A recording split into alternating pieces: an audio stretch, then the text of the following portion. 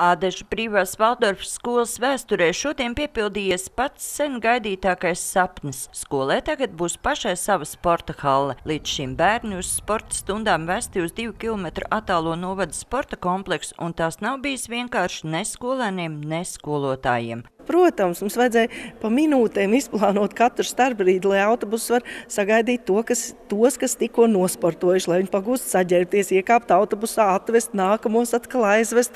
Protams, ka tās ir izmaksas.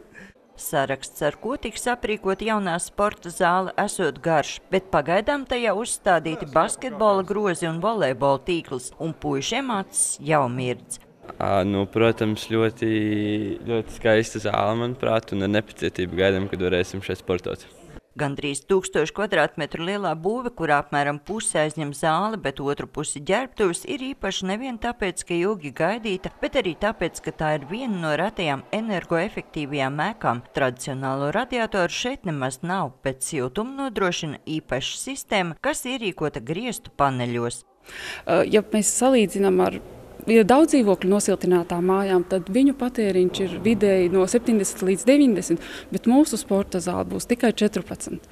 Tas otrs īpašais ir tas, ka šeit siltais ūdens tiks ražots no atjaunojamiem energoresursiem, no saules kolektoriem, kas pie dienvidu fasādes ir pielikti, un ar zemes siltumsaukni.